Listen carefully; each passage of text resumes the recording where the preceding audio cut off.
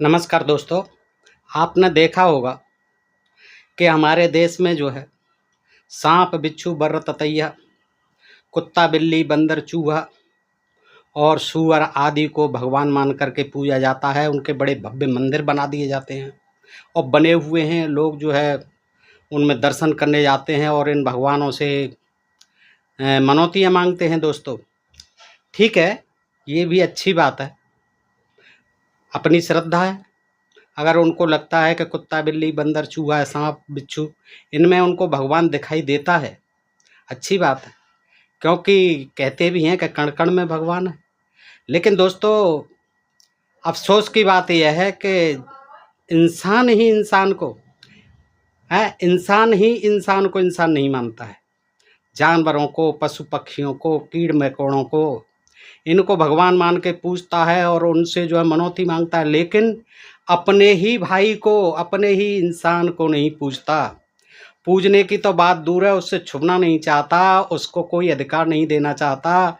अछूत और अस्पर्श कह के उसे दुत्कारा जाता है और तमाम जो है उनके साथ अमानवीय अत्याचार होते रहे हैं सदियों से और आज भी हो रहे हैं दोस्तों। ये सोचने की बात है कि ये कैसी मनोभावना है दोस्तों कि सांप बिच्छू बर्र ततैया जानवर पक्षी पशु पक्षियों को आप भगवान मान सकते हैं, लेकिन इंसान को आप इंसान भी नहीं मान सकते हैं। उनको जो है भगवान के उन मंदिरों में जो बना रखे हैं आपने, उनमें जो उनका प्रवेश वर्जित है लिख दिया जाता है और तमाम धर्माचार्य धर्मावलंबी, तमाम धर्म गुरु आचार्य परमहंस जगत गुरु सब जो है उनको रोकते हैं कि नहीं, मंदिर में कोई नहीं जा पाएगा।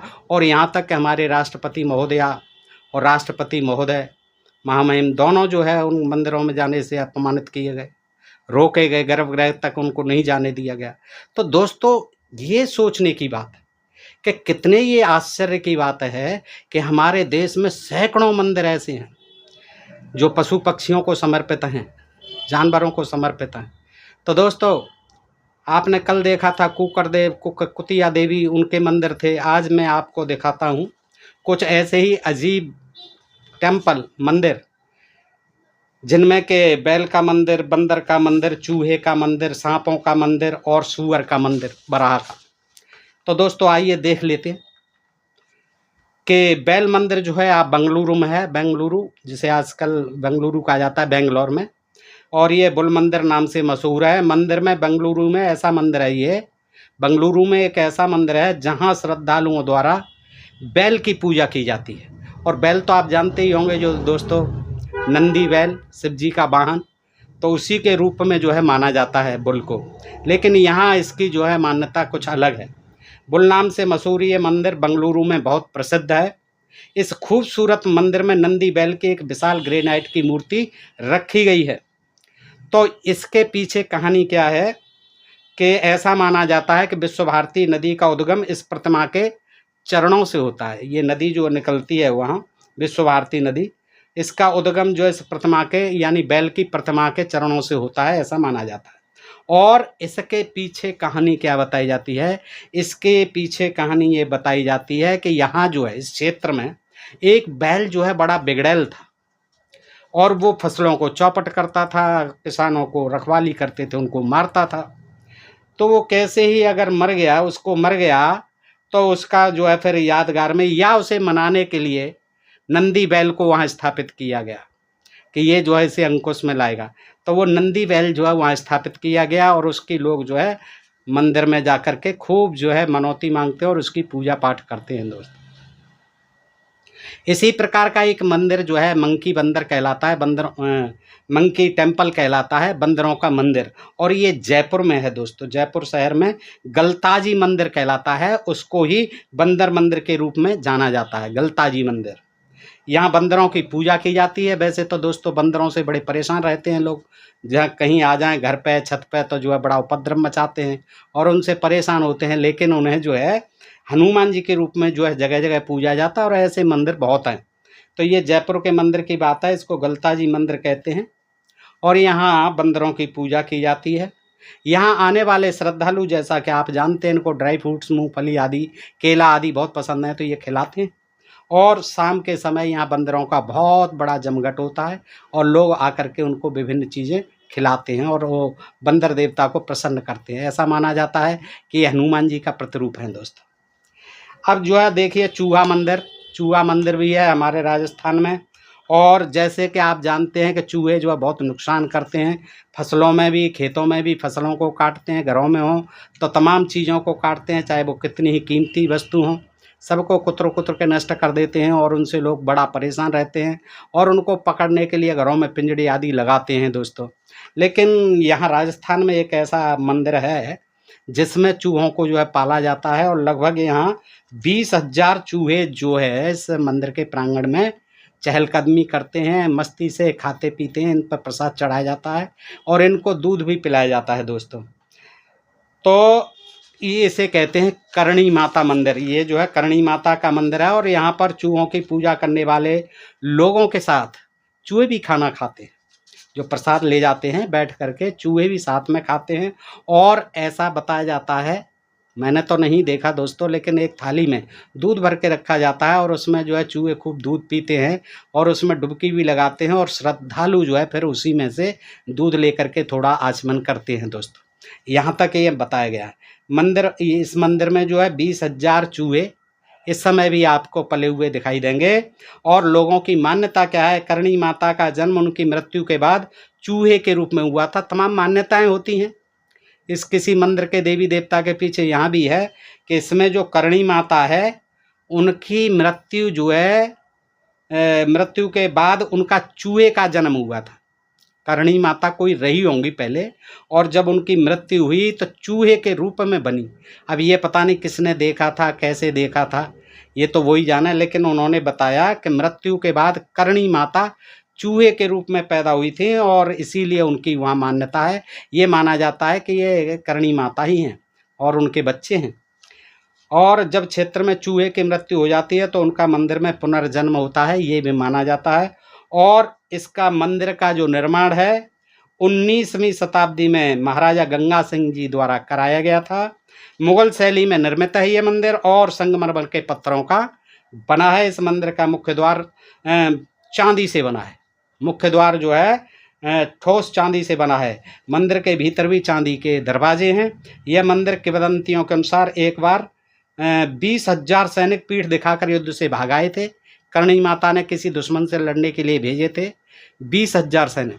वो दोस्तों वहाँ से पीठ दिखा के भगाए, लेकिन जब माता के पास आए तो माता ने उन्हें श्राप दे दिया कि जाइए, आप तो बहुत कायर हैं, आप चूहे बन जाइए सभी।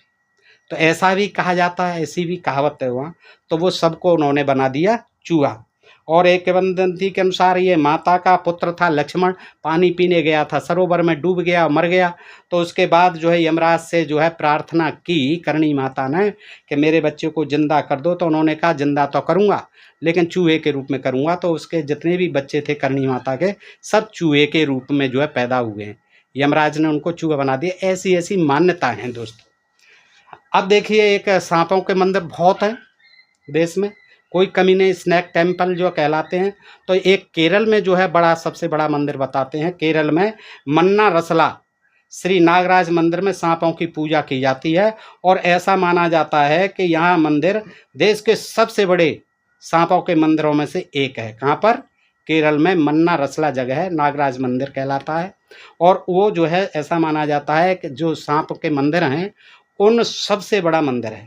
यहाँ मंदिर में सांपों की लगभग 30,000 मूर्तियाँ बनाई हैं, 30,000 स्थापित हैं मूर्तियाँ। और बच्चों की चाहत, ये कारण क्या है इसकी इतनी मान्यता कि जिनके संतान नहीं होती है, जो निसंतान होती हैं स्त्रियाँ, उनको जो है वो जाती हैं, पूजा पाठ करती हैं, सर्प देवताओं की जो है मनोकामना उनसे मांगती हैं कि हमारे संतान हो जाए। तो जो जिनके संतान हो जाते हैं फिर वो एक सांप की मूर्ति वहाँ प्रतिस्थापित करवाती हैं दोस्तों। तो इस तरह से होते होते वहाँ 30,000 के लगभग जो है सांपों की संख्या पहुँच गई है। और आप सोच सकते हैं कि इतना बड़ा मंदिर वास्तव में ही ये केरल में है।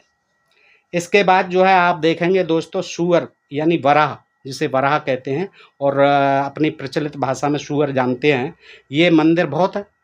जबलपुर में है, आपके खजुराहो में भी है, सब जगह बड़े बड़े भव्य मंदिर बने हुए हैं। लेकिन ये मंदिर जो है सबसे बड़ा माना जाता है राजस्थान के पुष्कर में है वराह मंदिर।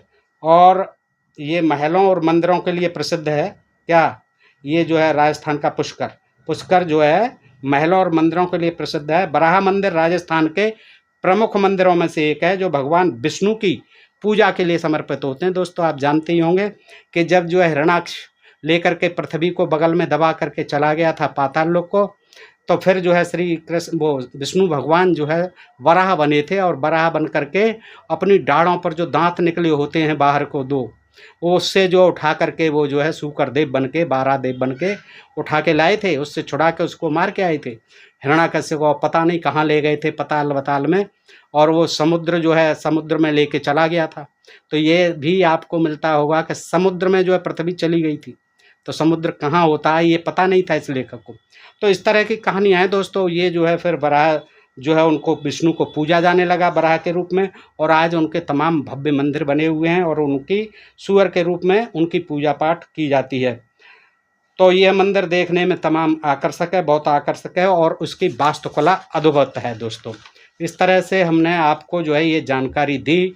और अब चलते चलते आपको जो है देखिए 24 के चुनाव आ रहे हैं, राजनीति आपके सामने है। आजकल कैसी राजनीति हो रही है, दंगम दंगा हो रहा है, और बड़ा जो है देश के अंदर जो है बड़ा कलेश का माहौल बना हुआ है दोस्तों। नेता पुराना एक छोटी 2 मिनट की कविता है, आप सुन लीजिए दोस्तों। आपका कीमती वक्त तो लगेगा ही, लेकिन आप जो है देखेंगे तो कुछ आनंद भी आएगा दोस्तों। कि जो बंदा हो कानों से बहरा आंखों से अंधा, जो बंदा हो कानों से बहरा आंखों से अंधा, कर सकता हो छोटा सा धंधा, अर्थात भिखारी से भी मांग ले चंदा। भिखारी से भी चंदा मांग ले, अर्थात भिखारी से भी मांग ले चंदा। बेशक वो कानों से बहरा हो आंखों से अंधा हो, लेकिन एक छोटा सा धंधा कर सकता हो कि जो भिखारी से भी चंदा मांग सकता हो। तो जो बंदा हो कानों से बहरा आंखों से अंधा, कर सकता हो छोटा सा धंधा, अर्थात भिखारी से भी मांग ले चंदा। शिक्षित हो बेरोजगार हो, शिक्षित तो आजकल बेरोजगार ही हैं सारे, मारे मारे डोल रहे हैं। तो शिक्षित हो, ग्रेजुएट पोस्ट ग्रेजुएट सब चलेगा, और अशिक्षित भी चलेगा। शिक्षित हो बेरोजगार हो बहुत अच्छी बात है, उसे बड़ा नेता बनाना तो हमारे हाथ है। शारीरिक दक्षता में हृष्ट पुष्ट पहलवान हो, पहलवानों का भी पहलवान हो, पहलवानों का भी ऊपर जो है पहलवान हो। देखिए कि देखने में शिक्षित हो बेरोजगार हो बहुत अच्छी बात है, उससे बड़ा नेता बनाना तो हमारे हाथ है। शारीरिक दक्षता में देखिए क्वालिफिकेशंस देखिए जो भर्ती होंगे, नेता पुराण है ये दोस्तों। कि शारीरिक दक्षता में हृष्ट पुष्ट पहलवान हो, उम्र से चाहे वृद्ध या जवान हो, कोई फर्क नहीं पड़ता, उम्र से चाहे वृद्ध या जवान हो, लेकिन लात घूंसे खाने और चलाने की जान हो। पता नहीं कहाँ जूते और कहाँ लात और कहाँ घूंसे खाने पड़ जाएं, इसलिए क्या है हृष्ट पुष्ट पहलवान हो, उम्र से चाहे वृद्ध या जवान हो, लेकिन लात घूंसे खाने और चलाने की जान हो। बचपन में हिस्ट्री सीटर रह चुका हो, देखिए बचपन में हिस्ट्री सीटर रह चुका हो। आप स्वयं जो है दोस्तों समझ पाएंगे कि ये कविता ये पुराण कहाँ जा रहा है, नेता पुराण। कि देखिए बचपन में हिस्ट्री सीटर रह चुका हो और प्रथम वरीयता उसे दी जाएगी। प्रायोरिटी किसे दी जाएगी? प्रथम वरीयता उसे दी जाएगी जो जेल की हवा खा चुका हो, है जो जेल की हवा खा चुका हो, जो रह चुका हो जुए का खिलाड़ी, दारू गांजा भांग चरस पी सकता हो ताड़ी, शक्ल से खलनायक लगता हो, लहराती हुई लंबी दाढ़ी रखता हो, और जो लूट चुका हो कार बस ट्रक रेलगाड़ी, किसी द्रौपदी की खींच चुका हो साड़ी, जिसने किया हरे कुकर्म हो, पिटले कुटले पक्का बेशरम हो, जो पल भर में हो जाए नंगा, जनता में करा दे सांप्रदायिक दंगा, क्षण भर में करा दे रक्तपात आगजनी, लूट खसोट राहजनी, स्त्रियों पर बलात्कार, मच जाए हाहाकार, हिल जाए सरकार, और फिर बदल कर चोला पीड़ितों के घर जाए। फिर बदल कर चोला, इतना सब कुछ कराने के बाद चोले को बदले और फिर बड़ा हाथ जोड़ के बड़ी विनम्रता से पेश हो पीड़ितों के आगे। फिर बदल कर चोला पीड़ितों के घर जाए, एक दो मगरमच्छी आंसू बहाए, सत्ता पक्ष पर आरोप लगा। भाई मैंने कुछ नहीं किया, ये सत्ता पक्ष की बदमाशी है। सत्ता पक्ष पर आरोप लगाए और अब के वोट देकर मुझे ही जिताना, जनता को समझाए। हम आश्वासन देते हैं कि जो उम्मीदवार उपरोक्त शर्तें पूरी करते हों, अब तक मारे मारे फिरते हों, हमारी शरण में आएँ और अपने आवेदन पत्र यथाशीघ्र भरकर फोटो सहित हमारे पास भिजवाएं। हमारी कंपनी ने बहुत नाम कमाया है, हमारी कंपनी ने बहुत नाम कमाया है और ऐसे ही तमाम उम्मीदवारों को मिनिस्टर तक बनाया है। हम पर आप भरोसा करें कि ऐसे ही तमाम उम्मीदवारों को मिनिस्टर तक बनाया है। हम आपको भी निराश नहीं करेंगे। और देखना, अब के लोकसभा और विधानसभाओं में ऐसे ही 100% उम्मीदवार भरेंगे, ऐसे ही 100% उम्मीदवार भरेंगे। दोस्तों, सुनने के लिए आपका बेहद शुक्रिया दोस्तों, हृदय से आभार। और बताएं भी कि ये जो है नेता पुराण कैसा लगा, मंदिरों का हवाला आपको कैसा लगा। दोस्तों, आप सुनते रहिए और अपने मित्रों को शेयर भी करती रहिए और अपने प्रिय चैनल ढोल में पोल को सब्सक्राइब भी करते रहिए। फिर मिलते हैं ऐसे ही किसी टॉपिक के साथ अगले वीडियो में। तब तक के लिए आप सब मित्रों का हृदय से आभार। नमस्कार। जय भारत, जय इंडिया दोस्तों।